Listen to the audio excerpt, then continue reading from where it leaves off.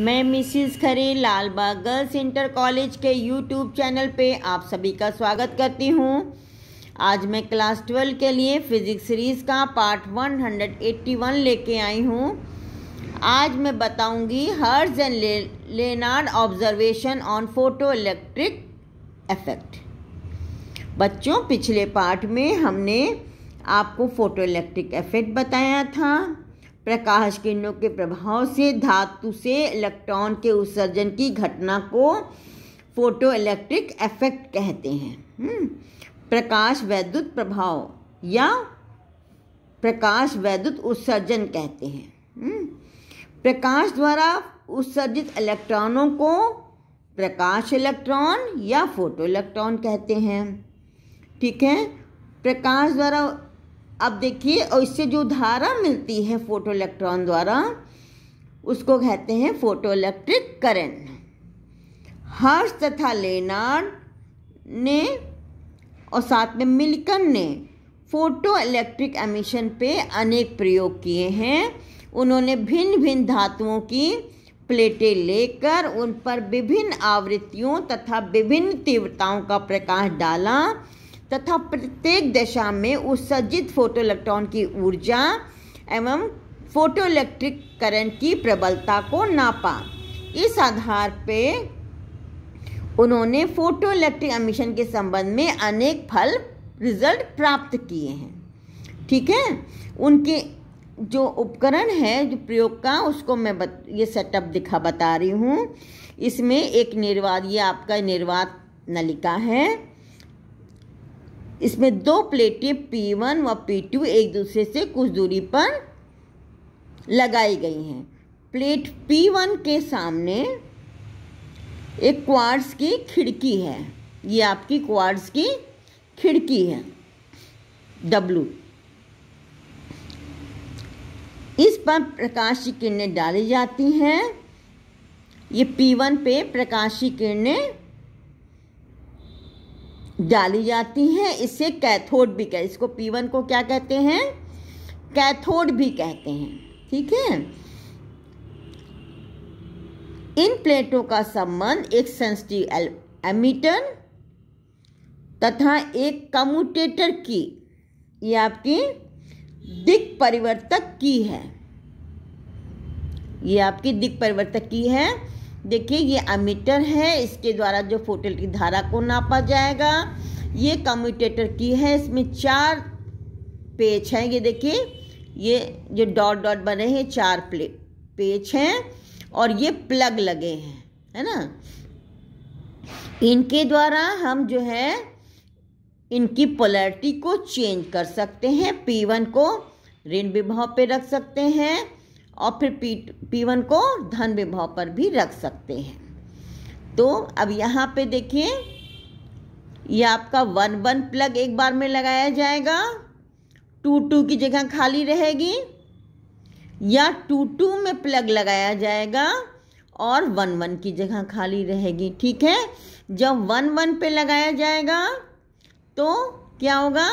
देखिए, ये कनेक्शन हो जाएगा, ये कनेक्शन हो जाएगा, ये ब्रेक हो जाएगा, ये कनेक्शन हो जाएगा। समझ में आया? तो इस तरह से ये आपकी P1 प्लेट नेगेटिव होगी 1-1 पे और P2 क्या है? इसके सापेक्ष पॉजिटिव है।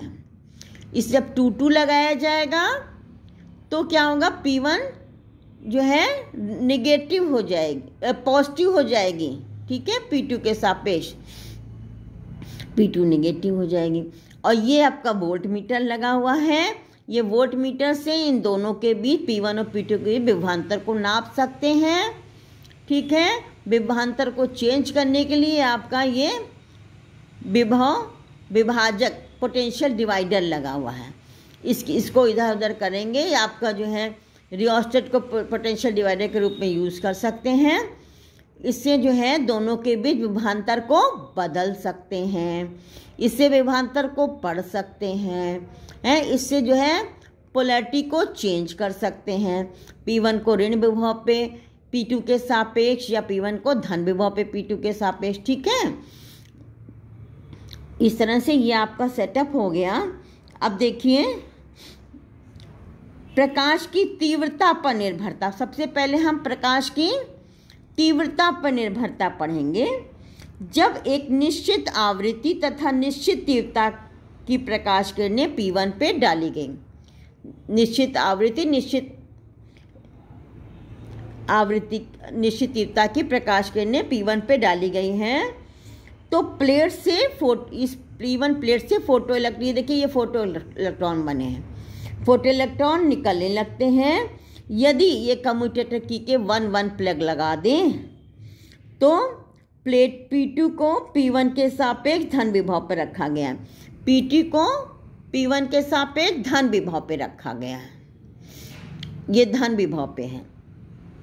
तो ये इलेक्ट्रॉन जो है P2 पर, ये धन विभव पे जब रहेगी तो इलेक्ट्रॉन P2 पर पहुंच जाते हैं तथा परिपथ में अधिकतम प्रकाश वैद्युत धारा बहने लगती है। प्रकाश वैद्युत धारा के इस अधिकतम मान को क्या कहते हैं? Saturation current. ये आपकी सैचुरेशन करंट है।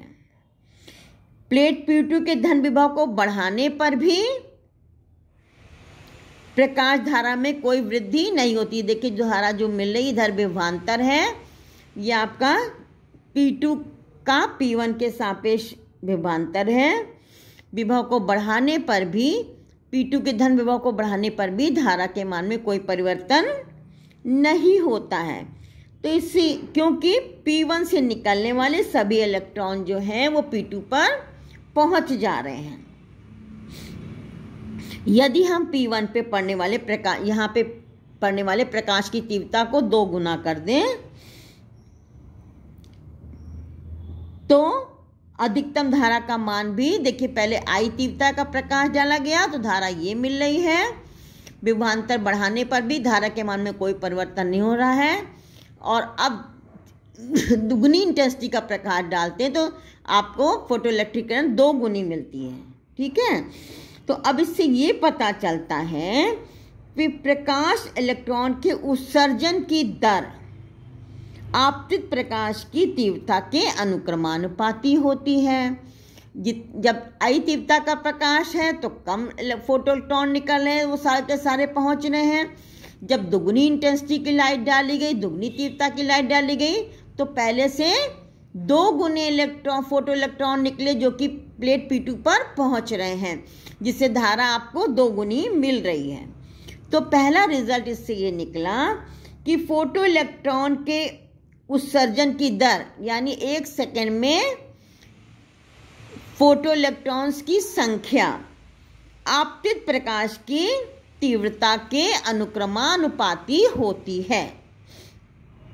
अब यदि हम जो है कम्यूटेटर की से ये प्लग 1-1 से निकालकर 2-2 पे लगा दें तो P2 को P1 के सापेक्ष ऋण विभव पे रख दें। अब क्या होगा? P2 जो है P1 के सापेक्ष ऋण विभव पे, ये ऋण विभव हो गया इसका। तो धारा तुरंत, देखिए यहाँ पे देखिए धारा तुरंत घट गई। जब देखिए इधर ये P2 जो है P1 के सापेक्ष धन विभव पे, तो धारा ये थी, अब ये ऋण विभव पे है, धारा एकदम घट गई, परंतु शून्य नहीं होती है। इससे ये पता चलता है P1 से निकलने वाले इलेक्ट्रॉन्स में गतिज ऊर्जा होती है तथा P2 के ऋण विभव को बढ़ाने पर, P2 के ऋण विभव को बढ़ाएं तो धारा तेजी से कम हो जाती है। अंत में ये शून्य हो गई। देखिए यहाँ पे क्या होगा? शून्य हो गई। इस समय यदि P1 पे गिरने वाले प्रकाश की तीव्रता बढ़ा दें तब भी वैद्युत धारा प्राप्त नहीं होती है, यानी I तीव्रता पे और 2I तीव्रता पे, दोनों पे जो है के लिए धारा जो है इस विभव पे 0 हो रही है। तो इससे विभिन्न ऊर्जाओं के इलेक्ट्रॉन, इससे पता चलता है कि P1 से विभिन्न ऊर्जाओं के इलेक्ट्रॉन्स निकलते हैं। जब प्लेट P2 P1 के सापेक्ष ऋण विभव पे होती है तो वो इन इलेक्ट्रॉनों को प्रतिकर्षित करने लगती है। यहाँ से प्रतिकर्षण होगा, निगेटिव है ये। अब कम ऊर्जा वाले इलेक्ट्रॉन P2 पर नहीं पहुंच पाते, लेकिन अधिक ऊर्जा वाले इलेक्ट्रॉन अब भी पहुंच रहे हैं, जैसे ये धारा मिल रही है, जिससे धारा घट जाती है। जैसे जैसे P2 का ऋण विभव बढ़ाते जाते हैं वैसे वैसे पहुंचने वाले इलेक्ट्रॉन की संख्या कम होती जाती है। अंत में एक निश्चित ऋण विभव पे सबसे अधिक ऊर्जा वाला इलेक्ट्रॉन भी P2 पर नहीं पहुंच पाता। इस अवस्था में फोटोइलेक्ट्रिक करंट का मान शून्य हो जाता है। जैसे ये इस नेगेटिव विभव पे फोटोइलेक्ट्रिक करंट का मान शून्य हो गया। तो P1 के सापेक्ष P2 के इस ऋण विभव को, जिस पर प्रकाश वैद्युत धारा शून्य हो जाती है, इसको कहते हैं निरोधी विभव या स्टॉपिंग पोटेंशियल इंग्लिश में, या कट ऑफ पोटेंशियल। चूंकि निरोधी विभव पर अधिकतम ऊर्जा वाले इलेक्ट्रॉन भी रुक जाते हैं, अतः इससे प्रकाश इलेक्ट्रॉनों की अधिकतम गतिज ऊर्जा ज्ञात की जा सकती है। अगर जो है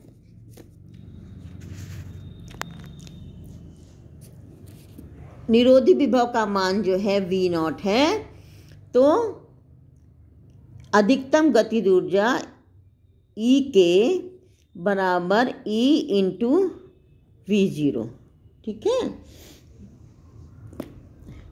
तो कि निरोधी विभव पे प्रकाश की तीव्रता बढ़ाने पर भी फोटोइलेक्ट्रिक धारा प्राप्त नहीं की जाती। I और 2I दोनों तीव्रताओं के लिए निरोधी विभव सेम है। अतः ये पता चलता निरोधी विभव अथवा फोटोइलेक्ट्रॉन की निरोधी विभव अथवा फोटोइलेक्ट्रॉन की अधिकतम गतिज ऊर्जा प्रकाश की तीव्रता पर निर्भर नहीं करती। हमने आपको दो चीजें यहाँ बताई। क्या बताया कि rate of emission of photoelectron is directly proportional to intensity of light, और दूसरा ये बताया कि प्रकाश इलेक्ट्रॉन की अधिकतम गतिज ऊर्जा प्रकाश की तीव्रता पर निर्भर नहीं करती। आज के लिए बस इतना ही, मिलते हैं नेक्स्ट पार्ट में।